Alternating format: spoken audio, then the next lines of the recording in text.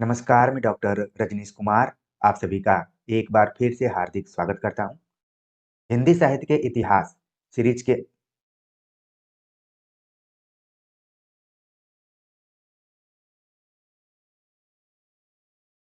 नमस्कार, मैं डॉक्टर रजनीश कुमार आप सभी का एक बार फिर से हार्दिक स्वागत करता हूँ। हिंदी साहित्य का इतिहास सीरीज के अंतर्गत हम आचार्य रामचंद्र शुक्ल के इतिहास ग्रंथ पर आप सभी से चर्चा कर रहे हैं। आज जिस विषय पर हम बातचीत करेंगे, उसका शीर्षक है छायावादी युग हिंदी नाटक। यानी कि छायावाद के समय में हिंदी नाटक विधा में कौन-कौन सी रचनाएँ लिखी जा रही थीं, कौन-कौन से रचनाकार थे और परीक्षाओं के दृष्टिकोण से कौन से तथ्य महत्वपूर्ण हैं, उन पर हम विस्तार से चर्चा करेंगे। तो आज हम बातचीत करेंगे जयशंकर प्रसाद के ऊपर, लक्ष्मी नारायण मिश्र के ऊपर, हरिकृष्ण प्रेमी के ऊपर, उदय शंकर भट्ट और सुमित्रानंदन पंत के ऊपर। जैसा कि हमने शीर्षक में ही बतलाया कि छायावादी युग के संदर्भ में नाटक क्षेत्र में क्या लिखे जा रहे थे, उनके ऊपर चर्चा करेंगे, जिसमें आप 2 महत्वपूर्ण छायावादी कवियों को भी देख पा रहे हैं। तो प्रिय विद्यार्थियों, आज का वीडियो लेक्चर परीक्षाओं के दृष्टिकोण से बहुत ही महत्वपूर्ण है। आगामी UP TGT, PGT, UGC net, assistant professor exam और सीयूईटी पीजी एंट्रेंस एग्जाम के दृष्टिकोण से महत्वपूर्ण है। और इतिहास सीरीज पर हम चर्चा करते हुए पहुंच चुके हैं टॉपिक नंबर 75 के ऊपर। हम नाटक पर विस्तार से चर्चा करेंगे ही, साथ में देखेंगे कि इससे संबंधित पीएचडी के टॉपिक कौन-कौन से बन सकते हैं। जब हम चर्चा करेंगे तो बीच में ज़रूर बताएँगे। तो चलते हैं हम विस्तार से देखते हैं। आचार्य रामचंद्र शुक्ल ने अपने इतिहास ग्रंथ में छायावाद के संदर्भ में यानी कि तृतीय उत्थान जो उन्होंने दिया हुआ है नाम और उसमें कहीं छायावाद तो नहीं लिखा हुआ है, लेकिन जब हम अध्ययन करते हैं तो तृतीय उत्थान का जो समय है, वो छायावाद का ही समय है। अगर नाटकों के दृष्टिकोण से देखें तो ये युग प्रसाद युग के नाम से जाना जा सकता है। लेकिन आचार्य रामचंद्र शुक्ल ने कहीं पर इस तरीके का विभाजन नहीं किया है, केवल आधुनिक काल को उत्थानों के अंतर्गत रखा हुआ है। ये बहुत बड़ी बात यहाँ पर है। अक्सर हम प्रकरण के तौर पर देखते हैं, लेकिन प्रकरण के अंदर ही उन्होंने उत्थानों की चर्चा की हुई है। प्रथम उत्थान, द्वितीय उत्थान, तृतीय उत्थान।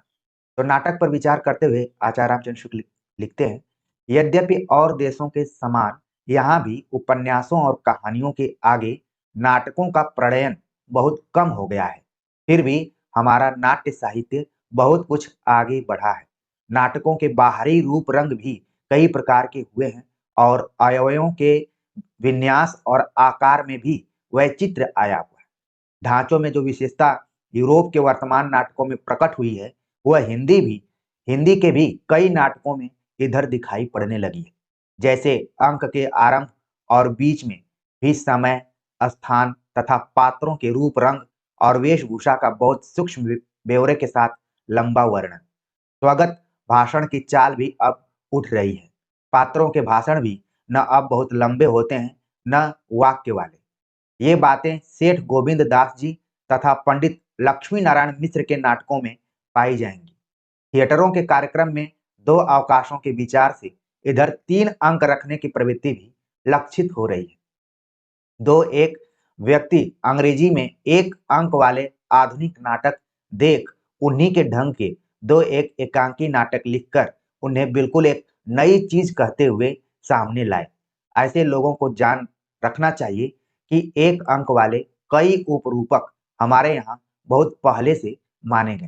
तो आप देखेंगे कि जो नाटक विधा है, ये देखा जाए तो भारतीय काव्य शास्त्र परंपरा में भी इसका उल्लेख किया जाता है और कहा जाता है कि काव्येषु नाटकम रम्यम। नाटक को काव्य का ही एक भाग पहले माना जाता था। अगर हम संस्कृत साहित्य की बात करें, आचार्य रामचंद्र शुक्ल लिखते हैं कि जब से छायावाद प्रारंभ होता है तो उस समय यूरोप और भारत दोनों का बार बार यहाँ पर प्रभाव दिखलाई पड़ता है। यूरोप का भी प्रभाव दिखलाई पड़ता है और भारतीय जो परंपरा है, इतिहास है, संस्कृति है, उसका भी प्रभाव दिखलाई पड़ता है साहित्यकारों के ऊपर। लेकिन देख रहे हैं कि नाटकों का जो स्ट्रक्चर, जो उसके तत्व हैं, जो संस्कृत नाटक में पाए जा रहे थे, क्या वही हिंदी नाटक में भी पाए जा रहे हैं? यहाँ पर देखने में आ रहा है कि संस्कृत की परंपरा का निर्वहन करते हुए जो यूरोप में नाटक लिखे जा रहे थे, उनका भी प्रभाव हिंदी नाटकों पर दिखाई पड़ता है। और क्या-क्या परिवर्तन है, कहीं पर पहले जो वाक्य लंबे-लंबे हुआ करते थे, अब छोटे हो गए हैं और संवाद जो थे वो भी अब छोटे रूप में हो गए हैं। तो यहाँ पर चीज़ें परिवर्तित हुई। कुल मिलाकर ये चीज़ देखना है। आगे आचार्य रामचंद्र शुक्ल लिखते हैं कि यह तो स्पष्ट है कि आधुनिक काल के आरंभ से ही बंगला की देखा-देखी हमारे हिंदी नाटकों के ढांचे पाश्चात्य होने लगे। नांदी, मंगलाचरण, प्रस्तावना हटाई जाने लगी। भारतेंदु ने ही नील देवी और सती प्रताप में प्रस्तावना नहीं रखी है। हाँ, आरंभ में यशोगान या मंगल गान रख दिया है। जब आप संस्कृत नाटकों को पढ़ेंगे, खासतौर से अभिज्ञान शाकुंतलम आप सभी ने ज़रूर पढ़ा होगा, तो उसकी शुरुआत मंगलाचरण से, फिर कितने अंकों में है, फिर अ, किस तरीके से पात्रों का प्रवेश होता है। तमाम एक जो स्ट्रक्चर है संस्कृत काव्य शास्त्र की या फिर काव्य परंपरा की, उसका पूरा पालन किया गया है अभिज्ञान शाकुंतलम में। लेकिन यहाँ पर हम देख रहे हैं कि जब हिंदी नाटक लिखे जा रहे हैं, तब अ, उस ज़माने में अन्य भाषाओं में भी नाटक लिखे जा रहे थे। जैसे कि बंगला की देखी देखा यहाँ पर आचार्य रामचंद्र शुक्ल ने बताया कि अ, बंगला की देखी देखा जो उसके ऊपर पाश्चात्य ढांचे का प्रभाव था, वो हिंदी को भी प्रभावित करने लगा और इसका प्रभाव क्या हुआ कि नांदी को हटाया गया। अब आप नांदी शब्द को देखेंगे तो वो संस्कृत में ही आपको दिखलाई पड़ेगा। मंगलाचरण इसको भी हटाया गया। प्रस्तावना जिसको कि हम भूमिका कहते हैं, उसको भी हटा दिया गया और उदाहरण के तौर पर इसकी शुरुआत भारतेंदु के नाटकों से ही होने लगी थी, जिसमें नील देवी और सती प्रताप नाम के जो नाटक हैं उसमें प्रस्तावना नहीं रखी गई है। तो ये तथ्य जो है परीक्षाओं के दृष्टिकोण से महत्वपूर्ण है, इसको ज़रूर ध्यान में रखिए। शुक्ल जी ने लिखा कि प्रस्तावना भले नहीं रखी गई है, लेकिन इसका आरंभ देखा जाए तो इसमें शुरुआत में यशोगान यानी मंगलाचरण ज़रूर रखा गया है। भारतेंदु के पीछे तो यह भी हटता गया। भारतेंदु काल से ही अंकों का स्थान अंग्रेजी ढंग पर होने लगा। अंकों के बीच के स्थान परिवर्तन या दृश्य परिवर्तन को दृश्य या कभी-कभी गर्भांक शब्द रखकर सूचित करने लगी। यद्यपि गर्भांक शब्द का हमारे नाट्य शास्त्र में कुछ और ही अर्थ है। प्रसाद जी ने अपने स्कंदगुप्त आदि नाटकों में यह दृश्य शब्द जो अंग्रेजी सीन का अनुवाद है छोड़ दिया है और स्थान परिवर्तन या पट परिवर्तन के स्थलों पर कोई नाम नहीं रखा है। इसी प्रकार आजकल विस्कंभक और प्रवेशक का काम देने वाले दृश्य तो रखे जाते हैं, पर ये नाम हटा दिए गए। प्रस्तावना के साथ उद्घातक, कथोद्घात आदि का विन्यास चमत्कार भी गया, पर ये युक्तियां सर्वथा अस्वाभाविक न थी। एक बात बहुत अच्छी यह हुई कि पुराने नाटकों में दरबारी विदूषक नाम का जो फालतू पात्र रहा करता था, उसके स्थान पर कथा की गति से संबद्ध कोई पात्र ही हसोण प्रकृति का बना दिया जाता है। आधुनिक नाटकों में प्रसाद जी के स्कंदगुप्त नाटक का मुद्गल ही एक ऐसा पात्र है जो पुराने विदूषक का स्थापन्न कहा जा सकता है। तो आप देख रहे हैं कि संस्कृत नाटकों के साथ-साथ उसके जो स्ट्रक्चर थे, आगे चलकर हिंदी नाटकों में बहुत सारा बदलाव होता है। न सिर्फ़ स्ट्रक्चर में बदलाव होता है, बल्कि शब्दों को भी अलग अर्थों में रखा जाता है। जैसे संस्कृत में जो हँसाने वाला पात्र होता था, जिसको कि हम कॉमेडियन कहते हैं, जिसको कि विदूषक कहा जाता था, अब वही यहाँ पर आप देख रहे हैं कि आगे चलकर नाटकों में एक ऐसे पात्र को रखा जाता था जो कि हसोड़ प्रकृति का होता था, जो बीच-बीच में जब गंभीर परिस्थिति पैदा होती थी, तो बीच में वो दर्शकों का मन थोड़ा-सा चेंज करने के लिए हसोड़ प्रकृति का जो पात्र आ गया जैसे कि उदाहरण दिया गया कि प्रसाद जी ने स्कंदगुप्त नाटक में मुद्गल को रखा हुआ। स्कंदगुप्त नाटक आप देखेंगे कि यूजीसी नेट के पाठ्यक्रम में भी लगा हुआ है और आप लोगों ने उसको देखा, पढ़ा भी होगा। तो कहा गया है कि मुद्गल जैसे पात्रों का एक तरीके से प्रयोग करके उस समय के नाटककारों ने विदूषक का स्थापन्न किया। स्थापन्न शब्द अक्सर मैं क्रिकेट में सुना करता हूँ कि कोई अगर खिलाड़ी चला गया, उसके स्थान पर दूसरा खिलाड़ी आ गया तो उसको स्थापन्न कहा जाता है या फिर सब्स्टिट्यूट भी कहा जाता है। तो मुद्गल जैसे पात्र विदूषक के ही स्थापन्न के रूप में देखे जा सकते हैं, जिसका कि उल्लेख जयशंकर प्रसाद ने स्कंदगुप्त नाटक में किया हुआ है। और चीजें क्या बदलें? जैसे विस्कंभक का प्रयोग आप देखेंगे कि संस्कृत नाटकों में होता है, प्रवेशक का प्रयोग संस्कृत नाटकों में होता है। धीरे-धीरे बहुत स्ट्रक्चर में बदलाव आने लगा और अंकों में भी बदलाव आने लगा। शुरुआत में कुछ नाटक 3 अंकों में लिखे जा रहे थे, कुछ नाटक 1-1 अंक में लिखे जा रहे थे, जिनको कि हम एकांकी के नाम पे जानते हैं, लेकिन कई बार 1 अंक के नाटक को ही हम नाटक के रूप में देखने लगे थे। तो थोड़ा बहुत परिवर्तन हुआ था। अगर हम संस्कृत नाटकों की बात करें तो अभिज्ञान शाकुंतलम का उदाहरण लेते हुए उसमें कुल 7 अंकों की बात की गई। पहले 5 से ज़्यादा अंक होते थे, तभी वो नाटक के रूप में आता था। लेकिन धीरे-धीरे आप देखेंगे कि नाटकों का जो स्वरूप है, उसमें भी बदलाव आने लगा।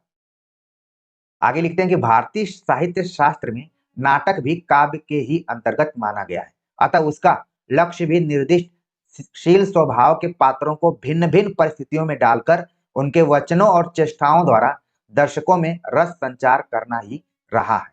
जैसा कि मैं इंट्रोडक्शन में बतला रहा था कि नाटक को काव्य के अंतर्गत पहले माना जाता था और जब काव्य की बात की जाए तो रस की बात अपने आप ही आएगी। ठीक है? तो इस तरह के नाटकों में जिनको कि हम काव्य विधा के अंतर्गत मानते थे, तो रस को भी केंद्र में रखा जाता है। पात्रों के धीरोदात्त आदि बंधे हुए ढांचे थे, जिनमें ढले हुए सब पात्र सामने आते थे। इन ढांचों के बाहर शील वैचित्र्य दिखाने का प्रयास नहीं किया जाता था। यूरोप में धीरे-धीरे शील वैचित्र्य प्रदर्शन को प्रधानता प्राप्त होती गई, यहाँ तक कि किसी नाटक के संबंध में वस्तु विधान और चरित्र विधान की चर्चा का ही चलन हो गया। इधर यथा तथ्यवाद के प्रचार से वहां रहा-सहा काव्यत्व भी झूठी भावुकता कहकर हटाया जाने लगा। यह देखकर प्रसन्नता होती है कि हमारे प्रसाद और प्रेमी ऐसे प्रतिभाशाली नाटककारों ने उक्त प्रवृत्ति का अनुसरण न करके रस विधान और शील वैचित्र्य दोनों का सुंदर सामंजस्य रखा है। तो प्रसाद मतलब जयशंकर प्रसाद और प्रेमी मतलब हरिकृष्ण प्रेमी। आचार्य रामचंद्र शुक्ल लिखते हैं कि जब यूरोप में धीरे-धीरे शील वैचित्र्य प्रदर्शन को प्रधानता प्राप्त हुई और वस्तु विधान, चरित्र विधान की चर्चा का चलन हो गया और कहा गया कि यथा तथ्यवाद के प्रचार से जो भी काव्यत्व का प्रयोग किया जा रहा था, वो झूठी भावुकता कहकर हटाया जाने लगा। लेकिन धन्य है यहाँ के जो भी नाटककार, खास तौर से जयशंकर प्रसाद और हरिकृष्ण प्रेमी, इन्होंने अपनी प्रतिभा के माध्यम से उसका अनुसरण न करके, मतलब यूरोप का अनुसरण न करके उस भारतीयता को बचाते हुए रस विधान और शील वैचित्र्य दोनों का सुंदर सामंजस्य रखा है। स्कंदगुप्त नाटक में जिस प्रकार देवसेना और सर्वनाग ऐसे गूढ़ चरित्र के पात्र हैं, उसी प्रकार शुद्ध प्रेम, युद्धोत्साह, स्वदेश भक्ति आदि भावों की मार्मिक और उत्कृष्ट व्यंजना भी है। हमारे यहाँ के पुराने बधे ढांचों के भीतर शील वैचित्र्य के लिए मार्ग खोलना तो ठीक है, पर यह आवश्यक नहीं कि उसके साथ ही रसात्मकता भी हम निकाल दें। तो यहाँ पर आप देख रहे हैं कि स्कंदगुप्त नाटक का बार-बार उल्लेख आचार्य रामचंद्र शुक्ल कर रहे हैं और इसके 2 पात्रों का जिक्र किया गया, देवसेना और सर्वनाग जैसे गुण चरित्र के पात्र हैं और इस नाटक में शुद्ध प्रेम, युद्ध के प्रति उत्साह और स्वदेश भक्ति। अब स्वदेश भक्ति क्यों है? क्योंकि वो दौर है। अगर हम चंद्रगुप्त नाटक के दौर को देखें तो स्वाधीनता आंदोलन का दौर है, तो इसमें स्वदेश भक्ति जाहिर सी बात है कि रहेगा ही रहेगा। तो कहा गया कि हमारे यहाँ पुराने ढांचों के भीतर शील वैचित्र के लिए मार्ग खोलना तो ठीक है, पर यह आवश्यक नहीं कि उसके साथ रसात्मकता भी हम निकाल दें, कोई जरूरी नहीं है।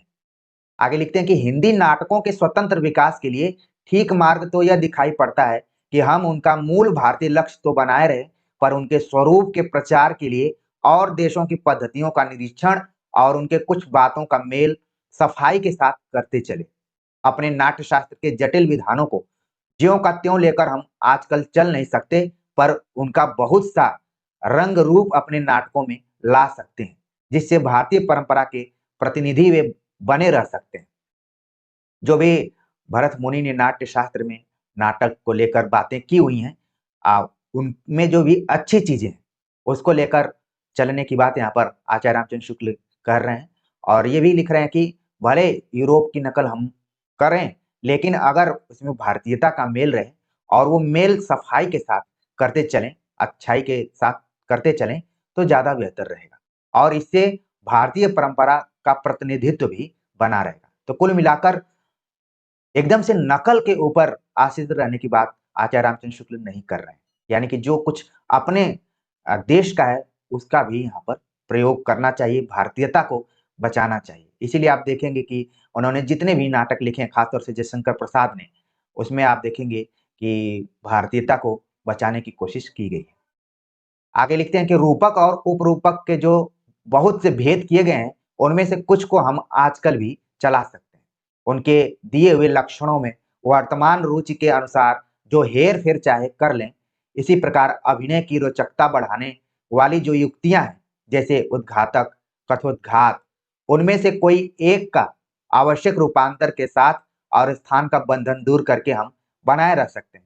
संतोष की बात है कि प्रसाद और प्रेम जी, कई जगह पर प्रेमी जी, कई जगह पर प्रेम जी। यहाँ पर थोड़ा-सा मिस्टेक ज़रूर हुआ है छपाई में।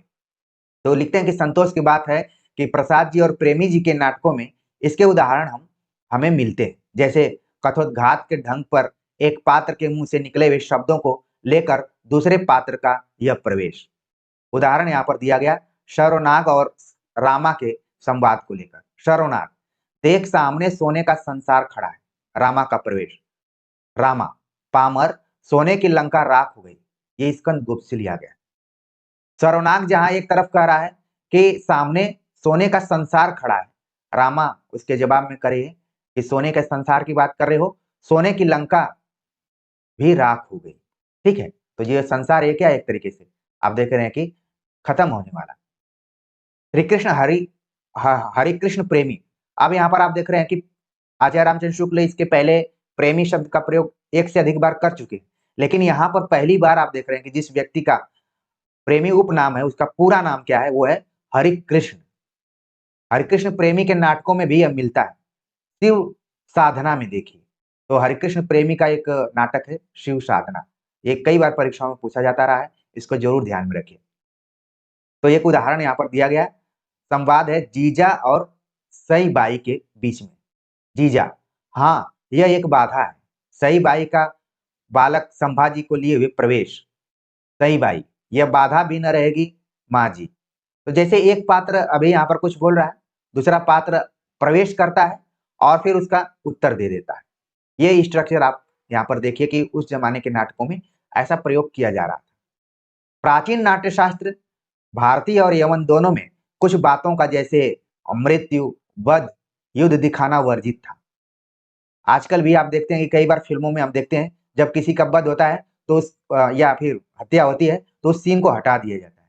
कई जगहों पर ओपन दिखाया भी जाता है, लेकिन कोशिश यही की जाती है कि उसको हटा दिया जाए। ये ट्रेंड रहा है, एक परंपरा रही है पहले के नाटकों के माध्यम से, क्योंकि साहित्य और सिनेमा, खासतौर से रंगमंच और सिनेमा का काफी गहरा संबंध है, एक दूसरे से जुड़े हुए हैं। तो यहाँ पर बतलाया गया कि प्राचीन नाट्य शास्त्र में कुछ बातों का को दिखाना वर्जित था, कुछ दृश्यों को दिखाना वर्जित था, जिसमें कि मृत्यु की बात हो गई या फिर वध या अ, युद्ध में किसी का वध हो गया, उसको दिखाना वर्जित था। आजकल उस नियम के पालन की आवश्यकता नहीं मानी जाती। प्रसाद जी ने अपने नाटकों में बराबर मृत्यु, वध और आत्महत्या दिखाई है। आप प्रसाद जी के नाटकों को देखेंगे तो अंत में भी जाकर कुछ लोगों ने आत्महत्या की और सवाल भी पूछा जाता है कि ये दुखांतक नाटक है या फिर सुखांतक है। तो जयशंकर प्रसाद ने एक अंत निकाला जिसको कि हम प्रसादांतक नाटक कहते हैं। ठीक है, न सुखांतक है न दुखांतक है, बल्कि वो प्रसाद की खास शैली में उसका अंत हुआ है। और प्रसाद जी अपने नाटकों में बराबर मृत्यु, वध और आत्महत्या बार बार उन्होंने दिखलाया है।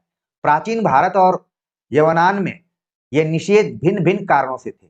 यवनान में तो बड़ा भारी कारण रंगशाला का स्वरूप था, पर भारत में अत्यंत क्षोभ तथा शिष्ट रुचि व विरक्ति बचाने के लिए कुछ दृश्य वर्जित थे। मृत्यु और वध अत्यंत क्षोभ कारक होने के कारण, भोजन परिष्कृत रुचि के विरुद्ध होने के कारण, रंगशाला की थोड़ी सी जगह के बीच दूर से पुकारना अस्वाभाविक और अशिष्ट लगने के कारण वर्जित थे।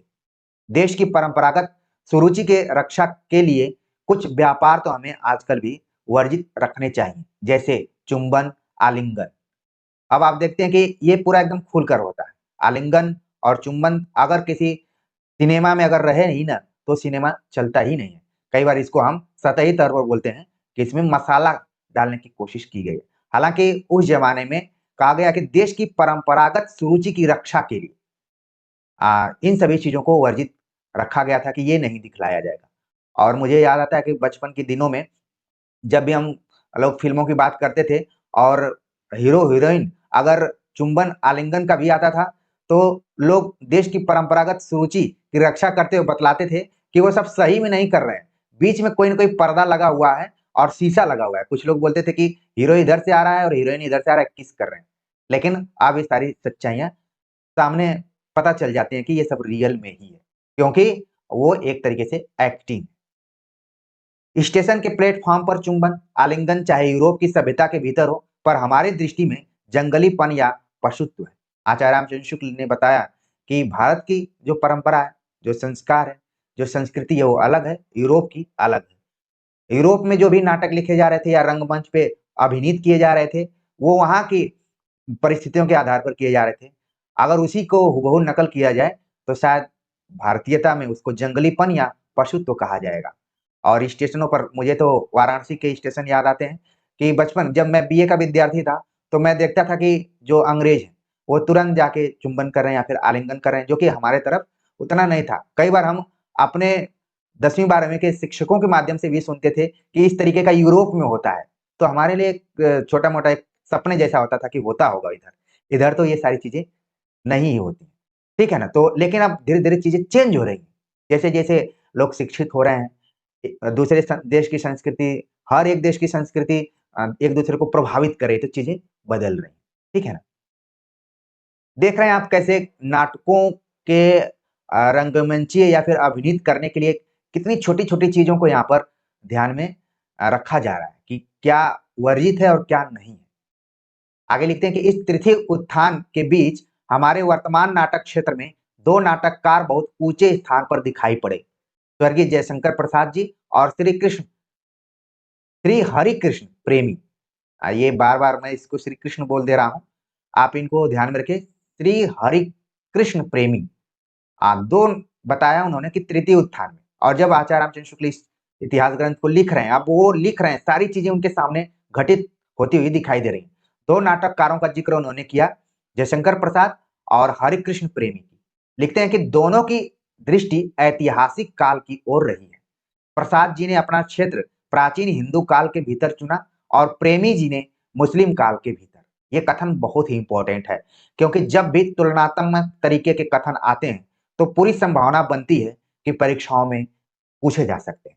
ये किसका कथन है कि प्रसाद जी ने अपना क्षेत्र प्राचीन हिंदू काल के भीतर चुना और प्रेमी जी ने मुस्लिम काल के भीतर। एक चीज आपको ध्यान में रखना है, अगर आप पीएचडी के टॉपिक्स को चुन रहे हैं, तो आप जयशंकर प्रसाद और हरिकृष्ण प्रेमी के नाटकों का तुलनात्मक अध्ययन कर सकते हैं, क्योंकि यहाँ पर स्पष्ट रूप से आचार्य रामचंद्र शुक्ल ने एक पॉइंट बतला दिया है कि इनमें तुलना हो सकती है। और इसीलिए उन्होंने कहा कि जयशंकर प्रसाद ने जो नाटक लिखे, वो ऐतिहासिक काल की ओर संकेत करते हैं, ऐतिहासिक पृष्ठभूमि पर लिखे गए हैं। और उसमें उन्होंने जो विषय वस्तु बनाया है, वो है प्राचीन हिंदू काल। और उन्हीं के समानांतर, उन्हीं के समकालीन जो नाटककार हैं, हरिकृष्ण प्रेमी जी, उन्होंने मुस्लिम काल के भीतर की ऐतिहासिक चेतना को अ, खोजा है। एक चीज मतलब आधार बनाया। तो इसको आप पीएचडी के टॉपिक के तौर पर देख सकते हैं। अगर थोड़ा-सा हिम्मत करेंगे, तो एक अच्छा टॉपिक बन सकता है। आगे लिखते हैं कि प्रसाद के नाटकों में स्कंदगुप्त श्रेष्ठ है और प्रेमी के नाटकों में रक्षाबंधन। तो 2 नाटकों का उल्लेख भी किया गया कि स्कंदगुप्त नाटक, जयशंकर प्रसाद ने तमाम नाटक लिखे, लेकिन उसमें रामचंद्र शुक्ल के नजरिए में जो श्रेष्ठ नाटक है, वो है स्कंदगुप्त। ये इंपॉर्टेंट है। अगर मान लीजिए ऑनलाइन क्वेश्चन में आ जाता है कि आचार्य रामचंद्र शुक्ल ने जयशंकर प्रसाद के किस नाटक को श्रेष्ठ नाटक माना है, तो चंद्रगुप्त, स्कंदगुप्त, ध्रुवस्वामिनी, तीनों तो विकल्प में हो सकते हैं और एक और किसी का नाम लेकर विकल्प को पूरा कर दिया जाएगा। लेकिन जो विद्यार्थी अभी तक कंसंट्रेट होकर एकदम से काकचेष्टा बको ध्यानम की दृष्टिकोण से वीडियो लेक्चर को सुन रहे हैं, वो स्कंदगुप्त सही लगा कर आएंगे। और हरिकृष्ण प्रेमी के नाटकों में रक्षाबंधन। हालांकि इसके पहले हमने हरिकृष्ण प्रेमी के एक नाटक का उल्लेख किया था, जिसका नाम था शिवा साधना करके। ठीक है ना? इसको भी आप ध्यान में रखिए। लिखते हैं आचार्य रामचंद्र शुक्ल कि प्रसाद जी प्राचीन काल की परिस्थितियों के स्वरूप की मधुर भावना के अतिरिक्त भाषा को रंगने वाली चित्रमयी कल्पना और भावुकता की अधिकता भी विशेष परिमाण में पाई जाती है। अब चित्रमयी कल्पना क्या है? चित्रमयी, कई बार हम इसको बिंब विधान भी कहते हैं। इस चीज को ध्यान में रखिए। जब छायावाद आप पढ़ेंगे, जो चित्रमयी भाषा शैली का प्रयोग, यानी कि बिंबों से लैस जो शैली होती है उसको हम चित्रमयी, क्योंकि उस दृश्य को या फिर उस पैराग्राफ को पढ़ने से आपके सामने बिंब उपस्थित होने लगते हैं, चाहे कविता पढ़िए चाहे नाटक पढ़िए। और भावुकता, क्योंकि जयशंकर प्रसाद मूल रूप से कवि थे और उनकी जो काव्य प्रतिभा रही है, उनके अलग-अलग विधाओं में भी देखने को मिल जाती है। चाहे वो कहानी पढ़ें, चाहे उपन्यास पढ़ें, चाहे नाटक पढ़ें। इससे कथोपकथन कई स्थलों पर नाटकीय न होकर वर्तमान गद्य काव्य के खंड हो गए। और रामचंद्र शुक्ल ने लिखा कि कई बार मनुष्य की जो मजबूती होती है, वो उसको कमजोर भी बना देती है। जयशंकर प्रसाद कवि होने के बाद जब नाटक लिखते थे, तो उनकी भावुकता कई बार नाटकीय न होकर लगता था कि वो कोई नाटक नहीं लिख रहे हैं, बल्कि गद्य काव्य लिख रहे हैं। बीच-बीच में जो गान रखे गए हैं, वे न तो प्रकरण के अनुकूल हैं, न प्राचीन काल की भाव पद्धति के।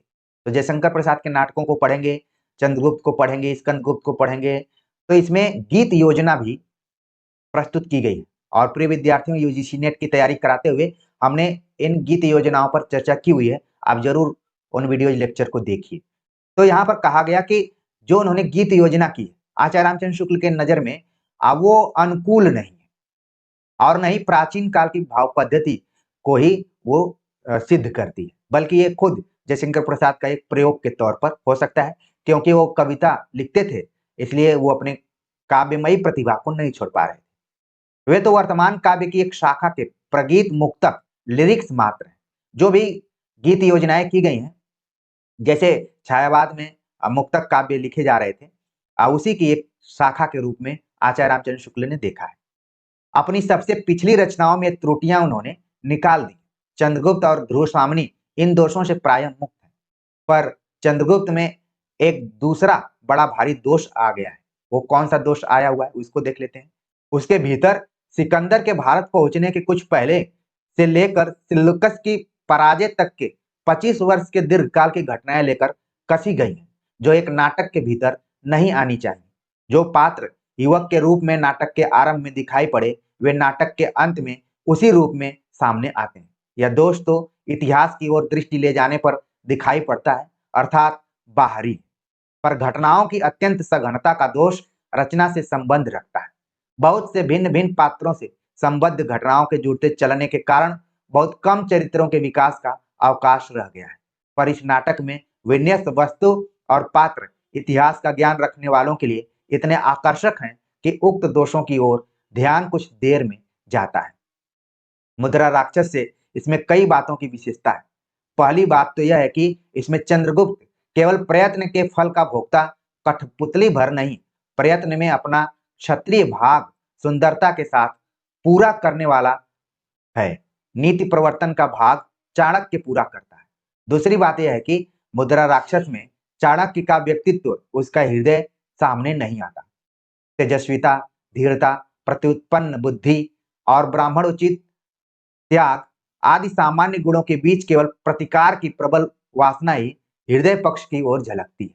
पर इस नाटक में चाणक्य के प्रयत्न का लक्ष्य भी ऊंचा किया गया है और उसका पूरा हृदय भी सामने रखा गया है। तो आप देख रहे हैं कि चंद्रगुप्त नाटक के बहाने चाणक्य के चरित्र को लेकर और चंद्रगुप्त के चरित्र को लेकर यहाँ पर जयशंकर प्रसाद ने कुछ चीजों के तरफ संकेत किया हुआ है। अगर आप चंद्रगुप्त नाटक बढ़िया से पढ़े होंगे, तो जो भी तथ्य यहाँ पर शुक्ल जी प्रस्तुत कर रहे हैं, उससे आप थोड़ा सा मेल जरूर स्थापित कर पा रहे होंगे।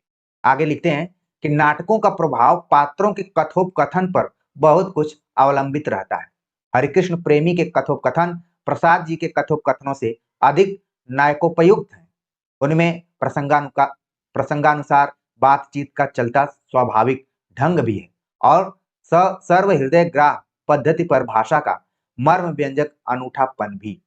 तो देखिए, आप पीएचडी का टॉपिक आराम से बना सकते हैं जयशंकर प्रसाद और हरिकृष्ण प्रेमी के नाटकों का अध्ययन करते हुए। उनकी भाषा शैली और स्ट्रक्चर को ध्यान में रखते हुए भी एक अच्छा काम किया जा सकता है। जो भी विद्यार्थी नाटक के क्षेत्र में काम करना चाहते हैं, एक टॉपिक बना सकते हैं। प्रसाद जी के नाटकों में एक ढंग की चित्रमयी और लक्ष्यदार बातचीत करने वाले कई पात्र आ जाते हैं। प्रेमी जी के नाटकों में खटकने वाली बात नहीं मिलती है। बार-बार यहाँ पर आप देख रहे हैं कि रामचंद्र शुक्ल प्रसाद जी के काव्यत्व को लेकर सवाल उठा रहे हैं कि नाटक की भाषा शैली अलग होनी चाहिए, उसमें कविता को अनायास ही शामिल नहीं करना चाहिए। आगे लिखते हैं कि प्रसाद और प्रेमी के नाटक यद्यपि ऐतिहासिक हैं, पर उनमें आधुनिक आदर्शों और भावनाओं का आभास इधर-उधर मिलता है। स्कंदगुप्त और चंद्रगुप्त दोनों में स्वदेश प्रेम, विश्व प्रेम और आध्यात्मिकता का आधुनिक रूप रंग बराबर झलकता है। आजकल के मजहबी दंगों का स्वप्न भी हम स्कंदगुप्त में देख सकते हैं। प्रेमी के शिव साधना, प्रेमी के नाटक शिव साधना नाटक में शिवाजी शिवाजी भी कहते हैं, मेरे शेष जीवन की एकमात्र साधना होगी भारतवर्ष को स्वतंत्र करना, दरिद्रता की जड़ खोदना, ऊंच नीच की भावना और धार्मिक तथा सामाजिक असहिष्णुता का अंत करना, राजनीतिक और सामाजिक दोनों भावनाओं की व्यंजना जिस काल का वह नाटक हो, उस काल की भाषा पद्धति और विचार पद्धति के अनुसार करानी चाहिए। क्रांति ऐसे शब्दों द्वारा नहीं। तो यहाँ पर आप ध्यान में रखना है आपको कि जयशंकर प्रसाद और हरिकृष्ण प्रेमी के नाटकों का तुलनात्मक अध्ययन यहाँ पर आचार्य रामचंद्र शुक्ल कर रहे हैं कि स्कंदगुप्त और चंद्रगुप्त में भी आप देखेंगे कि स्वदेश प्रेम की बात की गई है, लेकिन उसके साथ-साथ आध्यात्मिकता का आधुनिक रूप रंग भी उसमें बराबर झलकता रहा है। और उसी तरीके से हरिकृष्ण प्रेमी ने जो शिव साधना नाम से नाटक लिखी, जिसमें कि केंद्र में है शिवाजी, और शिवाजी का भी जो उद्देश्य है वो स्वदेश प्रेम से ही जुड़ा हुआ है। और साथ में जो यहाँ का भेदभाव है उसको भी मिटाने की कोशिश शिव साधना नाटक में की गई है। प्रेमी जी के रक्षाबंधन में मेवाड़ की महारानी कर्मवती का हुमायूं को भाई कहकर राखी भेजना और हुमायूं का गुजरात के मुसलमान बादशाह बहादुर शाह के विरुद्ध एक हिंदू राज्य की रक्षा के लिए पहुंचना, यह कथा वस्तु ही हिंदू मुस्लिम भेदभाव की शांति सूचित करती है। तो आप देख रहे हैं कि जहां जयशंकर प्रसाद अपने नाटकों में केवल प्राचीन हिंदू पृष्ठभूमि को आधार बनाया है, वहीं पर प्रेमी जी ने हिंदू मुस्लिम संस्कृति या फिर हिंदू मुस्लिम समन्वय की बात वो कर रहे हैं। और यहाँ पर उनका जो रक्षाबंधन नाम का नाटक है वो काफी महत्वपूर्ण है, इसीलिए इसको श्रेष्ठ नाटकों में रामचंद्र शुक्ल ने रखा हुआ है। ठीक है, और पात्रों को जरूर ध्यान में रखिए कि मेवाड़ की महारानी कौन है? कर्मवती है। कई जगह पर हम कर्मावती भी इसको पढ़ते हैं, तो ध्यान में रखना है। हुमायूं को भाई बनाई थी और राखी भेजकर उससे गुहार लगाई हुई थी, और हुमायूं ने उस राखी की लाज भी रखी थी और मुसलमान बादशाह बहादुर शाह के विरुद्ध एक हिंदू राज्य की रक्षा के लिए वो पहुंच गया था वहां पर। उसके ऊपर कट्टर सरदारों और मुल्लों की बात का विरोध करता हुआ हुमायूं जिस उदार भाव की सुंदर व्यंजना करता है, वह वर्तमान हिंदू मुस्लिम दुर्भाव की शांति का मार्ग दिखाता जान पड़ता है। इस प्रकार प्रसाद जी के ध्रुव स्वामिनी नामक बहुत छोटे से नाटक में एक संभ्रांत राजकुल की स्त्री का विवाह संबंध मोक्ष सामने लाया गया है, जो वर्तमान सामाजिक आंदोलन का एक अंग के रूप में देखा जा सकता है। आगे लिखते हैं कि वर्तमान राजनीति के अभिनयों का पूर्ण परिचय प्राप्त कर सेठ गोविंद दास जी ने इधर साहित्य के अभिनय में भी प्रवेश किया है। उन्होंने 3 अच्छे नाटक लिखे हैं। कर्तव्य में राम और कृष्ण दोनों के चरित्र नाटक के पूर्वार्ध और उत्तरार्ध 2 खंड करके रखे गए हैं, जिनका उद्देश्य है कर्तव्य के विकास की 2 भूमियां दिखाना। तो कर्तव्य नाटक जरूर आप ध्यान में रखिए, सेठ गोविंद दास जी का है, जिसके केंद्र में है राम और कृष्ण। दोनों चरित्रों के माध्यम से कर्तव्य के विकास की 2 भूमियां दिखाने का प्रयास किया गया है सेठ गोविंद दास द्वारा। नाटककार के विवेचन अनुसार मर्यादा मर्यादा पालन प्रथम भूमि है, जो पूर्वार्ध में राम द्वारा पूर्णता को पहुंचनी है। लोकहित की व्यापक दृष्टि से आवश्यकता अनुसार नियम और मर्यादा का उल्लंघन उसके आगे की भूमि है, जो नाटक के उत्तरार्ध में श्री कृष्ण ने अपने चरित्र द्वारा, जैसे जरासंध के सामने लड़ाई का मैदान छोड़कर भागना, प्रदर्शित की है। वास्तव में पूर्वार्ध और उत्तरार्ध 2 अलग-अलग नाटक हैं, पर नाटककार ने अपने कौशल से कर्तव्य विकास की सुंदर उद्भावना द्वारा दोनों के बीच पूर्वापर संबंध स्थापित कर दिया है। यह भी एक प्रकार का कौशल है। इसे ऊटक नाटक न समझना चाहिए। तो यहाँ पर कर्तव्य नाटक जरूर ध्यान में रखिए कि राम और कृष्ण को केंद्र में रखा गया है। राम को कर्तव्यनिष्ठ दिखलाया गया और कृष्ण को मैदान छोड़कर, इसीलिए उनको कई बार रणछोड़ दास भी कहा जाता है कृष्ण को। ठीक है, तो आप देख रहे हैं कि जो नाटककार हैं सेठ गोविंद दास, वो अपने कौशल के हिसाब से इस नाटक को लिखते हैं। आगे शुक्ल जी लिखते हैं कि सेठ जी का दूसरा नाटक हर्ष ऐतिहासिक है, जिसमें सम्राट हर्षवर्धन, माधव गुप्त, शशांक आदि पात्र आए हैं। इन दोनों नाटकों में प्राचीन वेशभूषा, वास्तुकला इत्यादि का ध्यान रखा गया है।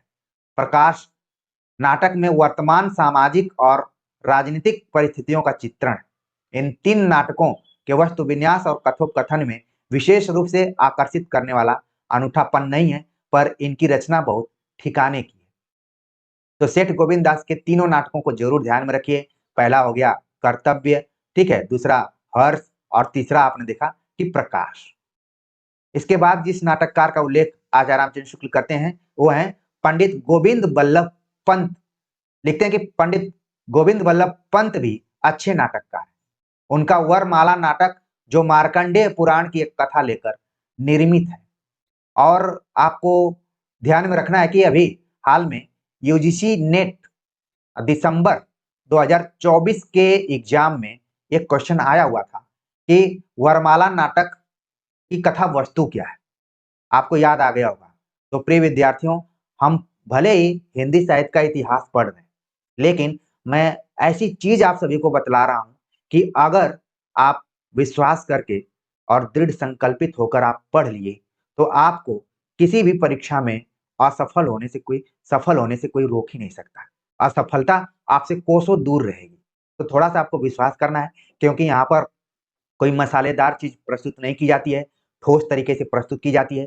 इसलिए प्रस्तुत की जाती है कि मुझे आप सभी के समय का कीमत पता है। मैं नहीं चाहता हूं कि आपके समय को फालतू में इधर उधर नष्ट किया जाए। तो देखिए, क्योंकि अच्छी चीजों को समझने में वक्त लगता है। जब व्यक्ति अपने जीवन में ज्यादा भटक जाता है तब वो समझता है कि फला व्यक्ति सही था। वो बार बार इस चीज को भले गंभीर रख के कहता था, बिना हंसे कहता था, लेकिन सही बात कहता था। और शिक्षक का यही धर्म है कि जब वो अपने टॉपिक को पढ़ाए तो उसमें लीन हो जाए और साथ में उसके विद्यार्थी भी लीन हो जाए। तो देखिए, ये क्वेश्चन आया हुआ था कि वरमाला नाटक की कथा वस्तु क्या रही है या फिर आधार क्या रहा।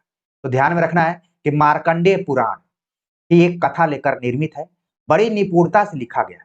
मेवाड़ की पन्ना नामक धाय के अलौकिक त्याग का ऐतिहासिक वृत्त लेकर राजमुकुट की रचना हुई है। तो पंडित गोविंद बल्लभ पंत के नाटकों को ध्यान में रखिए, परीक्षाओं में खूब पूछे जाते हैं। वरमाला, राजमुकुट। राजमुकुट की जो कथा वस्तु है आप देख रहे हैं कि मेवाड़ की पन्ना नामक धाय मां के रूप में है। उसके अलौकिक त्याग का ऐतिहासिक वृत्त आधार लेकर राजमुकुट की रचना हुई। अंगूर की बेटी जो फारसी शब्द का अनुवाद है। अंगूर की बेटी जो नाटक है ये ध्यान में रखिए, और ये क्या है, फारसी शब्द का अनुवाद है। मद्य के दुष्परिणाम दिखाने वाला सामाजिक नाटक है, यानी कि शराब, इसको हम यहाँ पर ध्यान में रख सकते हैं। अब शराब कैसे बनता है? गांव में तो बहुत सारे भ्रांतियां हैं कि अंगूर को सड़ाकर बनता है, गेहूं को सड़ाकर बनता है। मैंने कभी देखा नहीं है और नहीं कभी इसके बारे में बहुत सोचने का प्रयास किया। लेकिन अंगूर की बेटी, ध्यान रखिए कि इसकी जो विषय वस्तु है वो मद्य, जिसको कि हम शराब सतही तौर पर कह सकते हैं, उसके दुष्परिणाम को दिखाया गया है और सामाजिक नाटक के रूप में। अभी तक जो भी नाटक लिखे जा रहे थे उसमें ऐतिहासिक नाटक ज्यादा थे, लेकिन अंगूर की बेटी जो नाटक है वो सामाजिक पृष्ठभूमि पर लिखा गया नाटक है, जिसमें शराब के नुकसान के बारे में बात की गई है कि क्या उसका दुष्परिणाम। तो इन तीनों नाटकों को अभी ध्यान में रखिए, वरमाला, राजमुकुट, अंगूर की बेटी।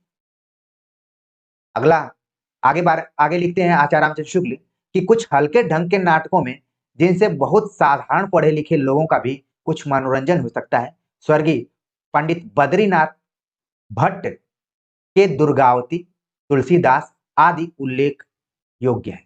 यहाँ पर बद्रीनाथ भट्ट, इनसे भी सवाल आता है कि दुर्गावती नाटक किसका है। हमने अभी कर्मवती के बारे में पढ़ा उधर, लेकिन यह है दुर्गावती, रानी दुर्गावती। इस नाटक को लिखा है बद्रीनाथ भट्ट ने, और इन्होंने एक नाटक लिखा तुलसीदास। अभी तक हम तुलसीदास को महाकवि के तौर पर देख रहे थे, और उसी, अच्छा क्या कारण है ये तुलसीदास नाम से नाटक लिखा। इसी तरीके से आप देखेंगे कि निराला ने एक कविता लिखी है तुलसीदास को केंद्र में रखते हुए। तो ये एक दौर भी होता है कि समकालीन लोग एक दूसरे को प्रभावित भी करते हैं। बद्रीनाथ भट्ट के इन दोनों नाटकों को जरूर ध्यान में रखें और लिखा गया कि ये साधारण पढ़े लिखे लोगों को ध्यान में रखते हुए लिखा गया है। हास्य रस की कहानियां लिखने वाले जीपी श्रीवास्तव ने मोलियर के फ्रांसीसी नाटकों के हिंदुस्तानी अनुवादों के अतिरिक्त मर्दानी औरत, गड़बड़ झाला, नोक झोंक, दुमदार आदमी इत्यादि बहुत से छोटे मोटे प्रहसन भी लिखे। तो जीपी श्रीवास्तव को जरूर आपको ध्यान में रखना है और इनके जो नाटक है खासतौर से दुमदार आदमी खूब परीक्षाओं में पूछा जाता रहा है। बाकी आप मर्दानी औरत, गड़बड़ झाला, नोक झोंक इत्यादि नाटकों को जरूर ध्यान में रखें कि जीपी श्रीवास्तव द्वारा लिखे गए प्रहसन के रूप में नाटक है, पर वे परिष्कृत रुचि के लोगों को हंसाने में समर्थ नहीं है। उलटफेर नाटक औरों से अच्छे ढर्रे का कहा जा सकता है। जीपी श्रीवास्तव का एक नाटक और भी है उलटफेर। तो नाटकों के शीर्षकों को ध्यान में रखते हुए भी आप परीक्षाओं में अनुमान लगा सकते हैं कि जीपी श्रीवास्तव का कौन सा नाटक है और किस नाटक में भी किस शैली में लिखा गया है, प्रहसन शैली। अगले जो नाटककार हैं वो आपके यूजीसी नेट के सिलेबस में भी लगे हुए हैं और बाकी परीक्षाओं के दृष्टिकोण से महत्वपूर्ण है। उनका नाम है लक्ष्मी नारायण मिश्र। आचार्य रामचंद्र शुक्ल लिखते हैं कि लक्ष्मी नारायण मिश्र ने अपने नाटकों द्वारा स्त्रियों की स्थिति आदि कुछ सामाजिक प्रश्न या समस्याएं तो सामने रखी, यूरोप में प्रवर्तित यथा तथ्यवाद का यह खरा रूप भी दिखाने का प्रयत्न किया कि जिसमें झूठी भावुकता और मार्मिकता से पीछा छुड़ाकर नर प्रकृति अपने वास्तविक रूप में सामने लाई जाती है। ऐसे नाटकों का उद्देश्य होता है समाज अधिकतर जैसा है वैसा ही सामने रखना, उसके भीतर की नाना विषमताओं से उत्पन्न प्रश्नों का जीता जागता रूप खड़ा करना तथा यदि संभव हो तो समाधान के स्वरूप का आभास देना। प्रिय विद्यार्थियों, इस पैराग्राफ को देखने और पढ़ने से आपके दिमाग में एक चीज जरूर आना चाहिए। कई बार आप देखते हैं कि लोग समस्याओं को सामने रख देते हैं लेकिन उसके समाधान पर चर्चा नहीं करते। यूरोप में समस्या प्रधान नाटक लिखे जा रहे थे। हिंदी में भी खूब सवाल पूछा जाता है कि हिंदी में समस्या प्रधान नाटक लिखने वाले नाटककार कौन है, तो सबसे पहला नाम आता है लक्ष्मी नारायण मिश्र का। समस्या यानी कि समाज में जैसा कुछ दिख रहा है वैसा ही दिखा देना, जिसको कि यथा तथ्यवाद यहाँ पर नाम दिया गया है। अब आपको इसका अर्थ समझ में आ गया होगा कि आखिरकार यथा तथ्यवाद क्या है, कि जैसी परिस्थिति है वैसा ही हूबहू चित्रण करना। लेकिन लक्ष्मी नारायण मिश्र ने एक काम यहाँ पर किया कि उन्होंने समस्याओं को तो रखा लेकिन उसके साथ उसका समाधान भी दिखाने का प्रयास किया। ये खास विशेषता रही लक्ष्मी नारायण मिश्र का। इसीलिए इनका एक नाटक आपके सिलेबस में लगा हुआ है, सिंदूर की होली। ठीक है, तो इसमें उन्होंने समस्या रखी और उसके समाधान के रूप में भी उन्होंने कुछ पॉइंट रखे हुए। आगे आचार्य रामचंद्र शुक्ल लिखते हैं कि लोक के बीच कभी कभी जो उच्च भावों के कुछ दृष्टांत दिखाई पड़ जाया करते हैं, उन पर कल्पना का झूठा रंग चढ़ाकर धोखे की टट्टियां खड़ी करना और बहुत ही फालतू भावुकता जगाना अब बंद होना चाहिए। ये उपरोक्त यथा तथ्यवाद के अनुयायियों का कहना है। यूरोप में जब कला और सौंदर्य की बड़ी पुकार मची और कुछ कलाकार, कवि और लेखक अपना यह काम समझने लगे कि जगत के सुंदर पक्ष से सामग्री चुन चुनकर एक काल्पनिक सौंदर्य सृष्टि खड़ी करें और उसका मधुपान करके झूमा करें, तब इसकी घोर प्रतिक्रिया वहां आवश्यक थी। और यहाँ भी सौंदर्यवाद और कलावाद का हिंदी में खासा चलन होने के कारण अब आवश्यक हो गई है। जब कोई बात हद के बाहर जाकर जी उबाने और विरक्ति उत्पन्न करने लगती है, तब साहित्य के क्षेत्र में प्रतिक्रिया अपेक्षित होती है।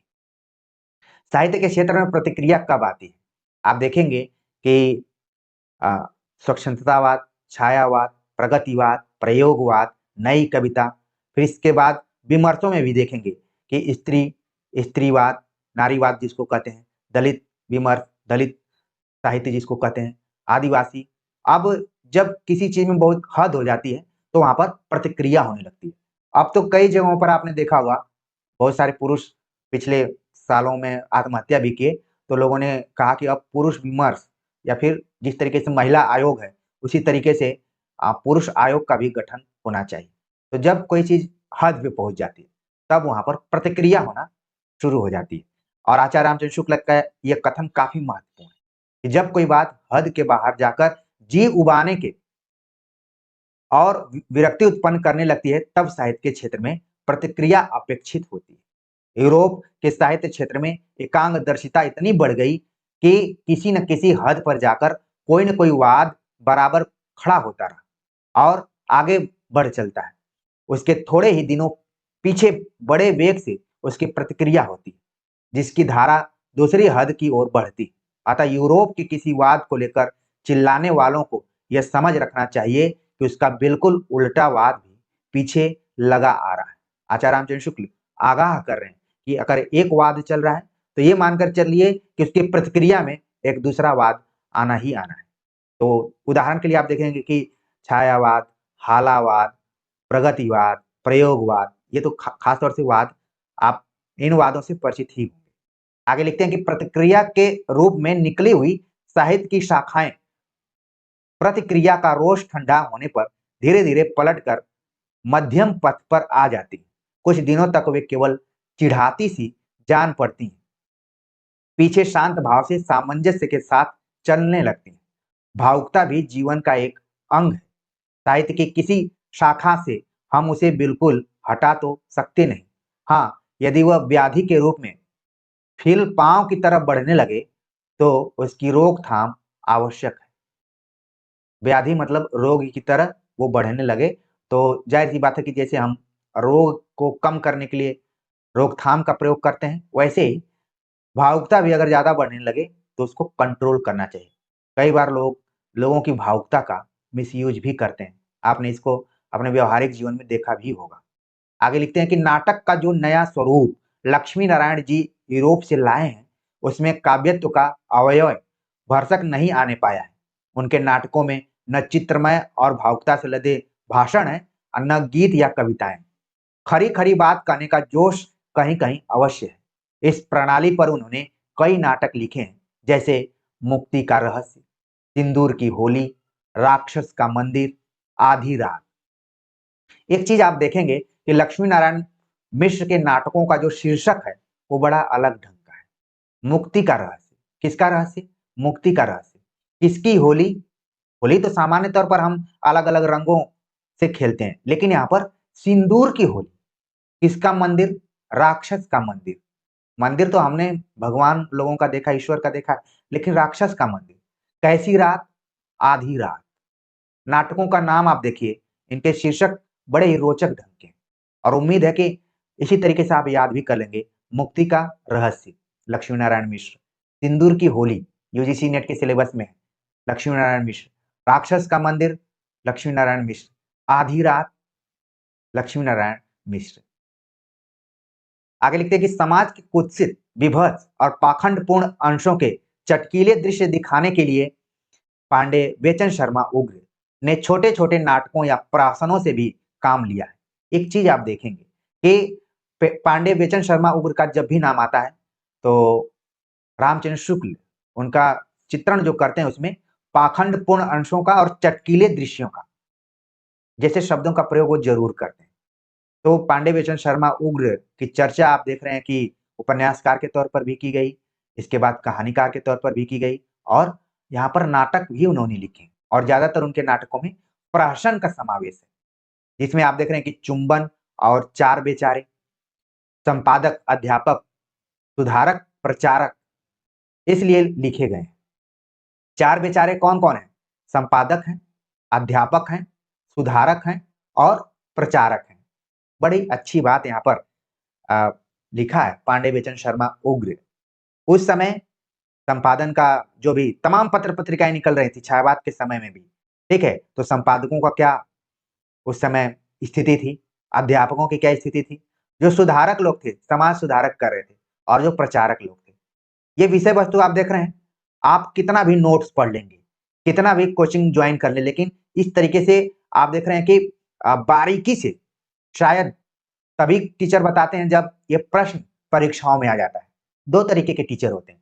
एक होता है जब वो प्रश्न परीक्षा में आ चुका होता है, विद्यार्थी गलत कर चुके होते हैं, तब वो टीचर उसमें अपना माथापच्ची करता है कि हाँ इसका उत्तर ये होगा। और एक होता है कि परीक्षा से पहले ही आपको अलर्ट कर दिया जाए। प्रिय विद्यार्थियों, अगर पूछ लिया जाए, ये सवाल वैसे ही है जैसे आप पंच बिड़ाल का नाम सुने होंगे। इस पंच बिड़ाल में कौन-कौन है? चार बेचारे में कौन-कौन है? संपादक है, अध्यापक है, सुधारक है और प्रचारक है। इसीलिए इसका नाम चार बेचारे शब्द से लिखा गया। और यहाँ पर है चुंबन, जिसका कि आचार्य रामचंद्र शुक्ल पीछे उल्लेख कर रहे थे कि ये भारतीय यानी देश की परंपरा के हिसाब से सुरुचिपूर्ण नहीं। यूरोप में चल सकता है लेकिन यहाँ नहीं। लेकिन पांडे बेचन शर्मा उग्र इनके नाम में ही लगा हुआ है, जो उसको स्वाभाविक रूप से आप यहाँ पर सिद्ध करते हैं। उन्होंने चुंबन नाम से एक प्रहसन लिखा, चार बेचारे नाम से प्रहसन लिखा।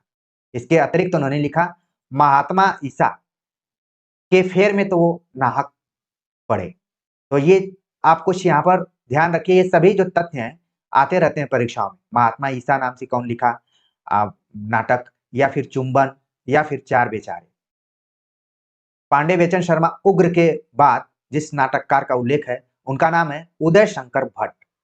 उदय शंकर भट्ट ने जो पंजाब में बहुत अच्छी साहित्य सेवा कर रहे हैं, तक्षशिला, राका, मानसी आदि कई अच्छे काव्यों के अतिरिक्त अनेक पौराणिक और ऐतिहासिक नाटक भी लिखे। दाहर या सिंध पतन तथा विक्रमादित्य ऐतिहासिक नाटक। हाल में कमला नाम का एक सामाजिक नाटक भी आपने लिखा है, जिसमें किसान आंदोलन तथा सामाजिक असामंजस्य का मार्मिक चित्रण है। 10,000 नाम का एकांकी नाटक भी आपने इधर लिखा है।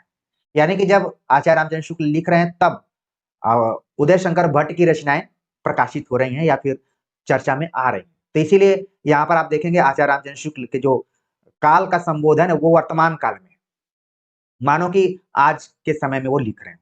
तो उदय शंकर भट्ट जो कि पंजाब क्षेत्र में साहित्य कर्म कर रहे थे, इन्होंने तक्षशिला, राका, मानसी जैसे अच्छे काव्यों की रचना की। इसके अतिरिक्त इन्होंने पौराणिक और ऐतिहासिक नाटक भी लिखे, और उन नाटकों को जरूर ध्यान में रखिए। विक्रमादित्य, दाहर या सिंध पतन, या फिर कमला नाम का जो सामाजिक नाटक है, 10,000 नाम का इन्होंने एक एकांकी भी लिखा हुआ है।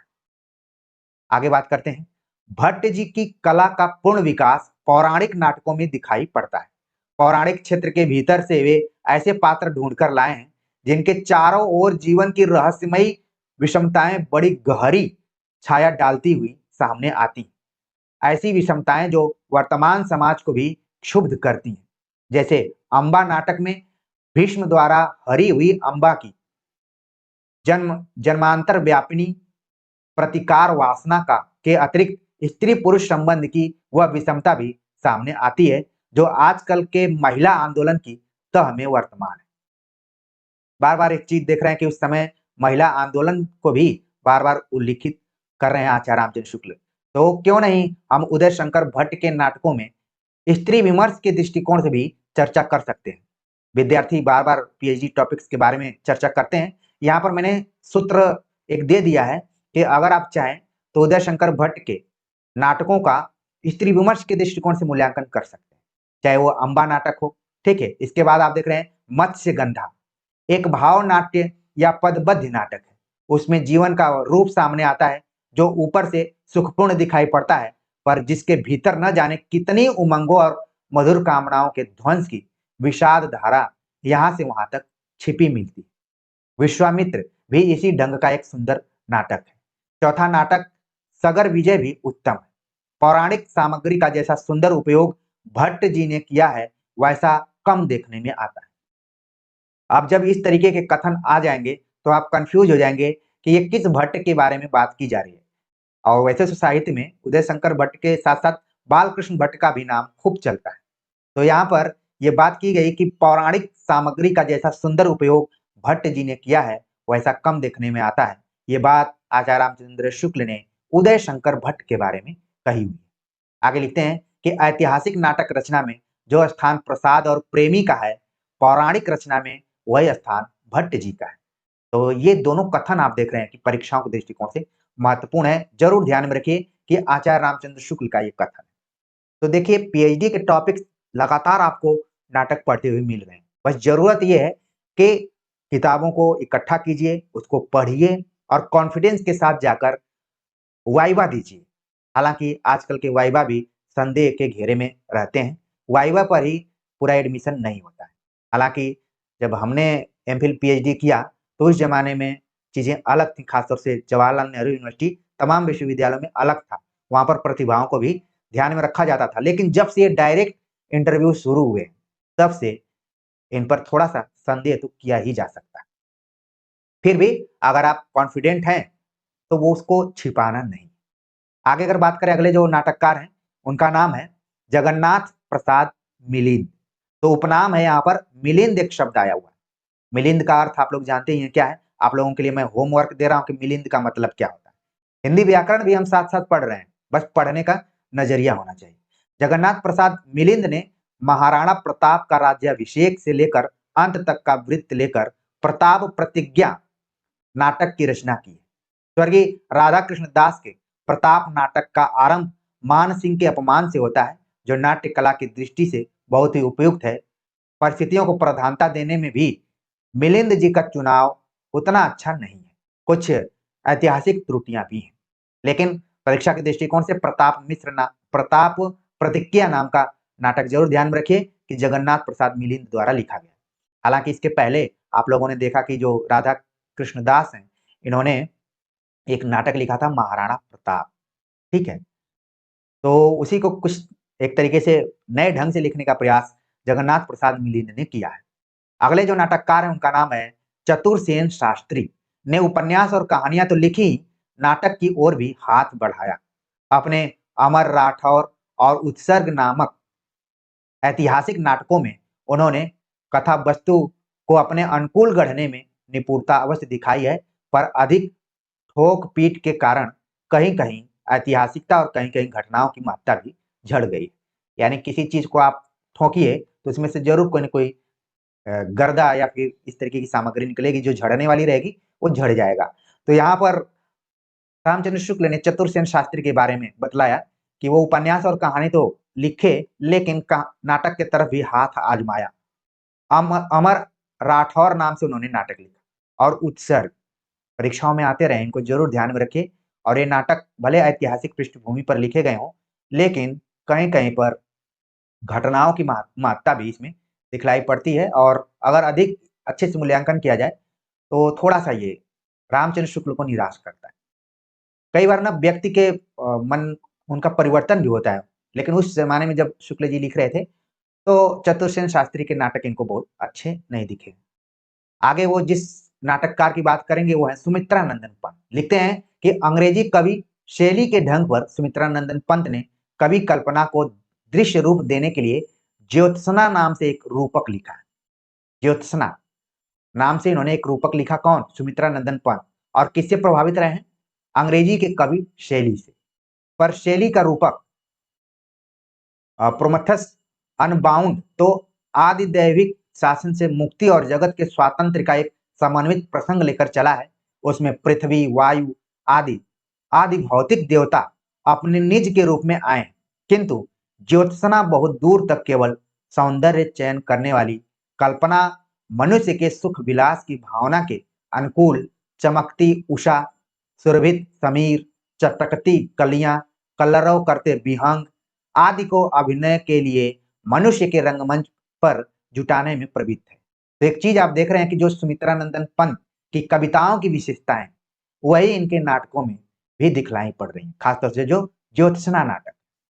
उसके उपरांत आजकल की हवा में उड़ती हुई कुछ लोक समस्याओं पर कथोपकथन है। सब मिलाकर क्या है, यह नहीं कहा जा सकता।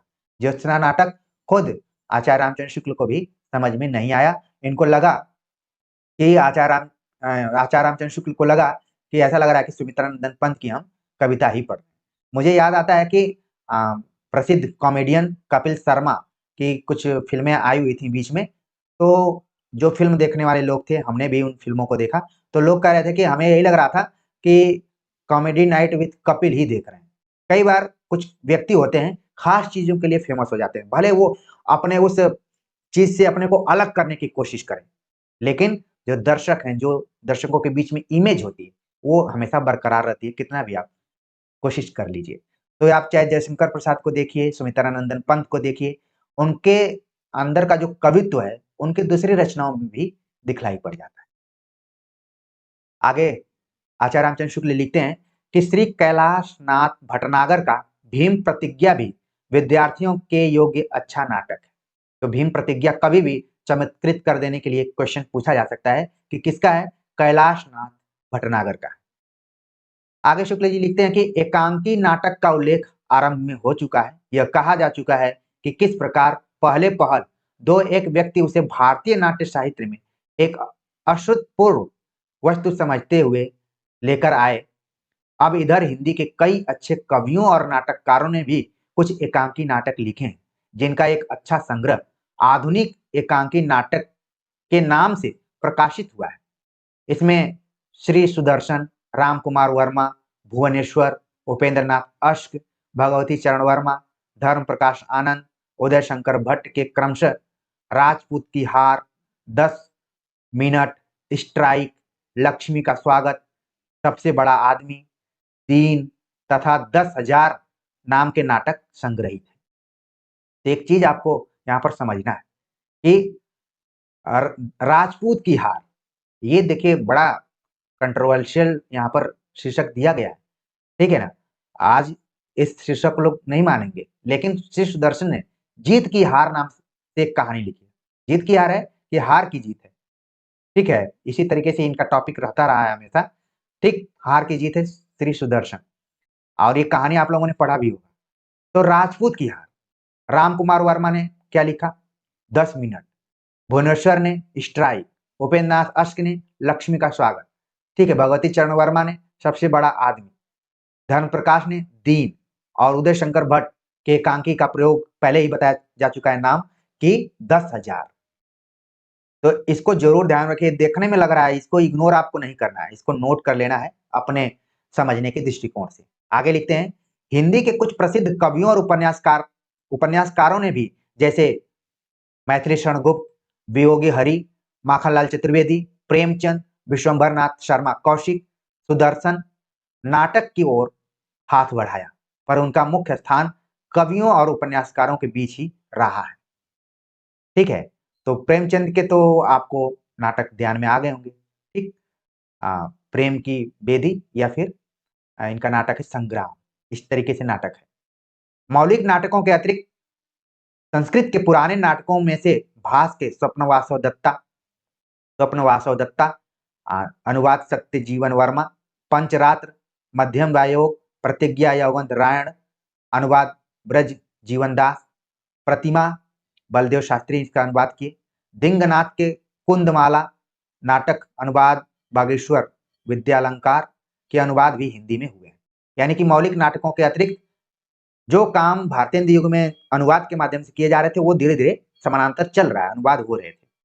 जर्मन कवि गेटे के प्रसिद्ध नाटक फाउस्ट का अच्छा अनुवाद श्री भोलानाथ शर्मा एमए ने किया है। तो ये देखिए, ये भी परीक्षाओं के दृष्टिकोण से महत्वपूर्ण है कि जर्मन कवि गेटे के प्रसिद्ध नाटक फाउस्ट का अच्छा अनुवाद किसने किया है, उनका नाम है भोलानाथ शर्मा, जो उस जमाने में एमए कर चुके थे। तो ये सारी चीजें थी, हमने बातों ही बातों में या फिर आप सभी से चर्चा करते करते छायावादी युग में लिखे जा रहे नाटकों पर चर्चा की, और ढेर सारे नाटकों पर चर्चा की। परीक्षाओं के दृष्टिकोण से महत्वपूर्ण तथ्यों को आपके सामने रखा। आप सभी के कमेंट आमंत्रित रहेंगे कि आज का ये वीडियो लेक्चर आप सभी को कैसा लगा। जो भी विद्यार्थी कमेंट करते हैं, उनके लिए मैं दिल से हार्दिक आभार करता हूँ। जो कभी कभी कतराते हैं, वो समय निकाल कर जरूर कर दिया करें, क्योंकि क्लास में हर तरीके के विद्यार्थी होते हैं। कुछ विद्यार्थी उत्साहित होते हैं जो कमेंट कर देते हैं, कुछ विद्यार्थी बहुत ध्यान से बातों को सुनते हैं, और जब भी हृदय परिवर्तन होता है तो वो कमेंट कर लेते हैं। तो दोनों तरीके के विद्यार्थी यहाँ पर मौजूद हैं, और मुझे बहुत अच्छा लगता है कि मैं बहुत ही परिपक्व विद्यार्थियों के बीच में अपनी बातों को रखता हूँ, और लगता है कि जो कुछ हमने पढ़ा लिखा और अर्न किया कमाया, वो आप सभी के सामने रख रहा हूँ। तो प्रिय विद्यार्थियों, मिलते हैं एक नए टॉपिक के साथ, तब तक के लिए नमस्कार।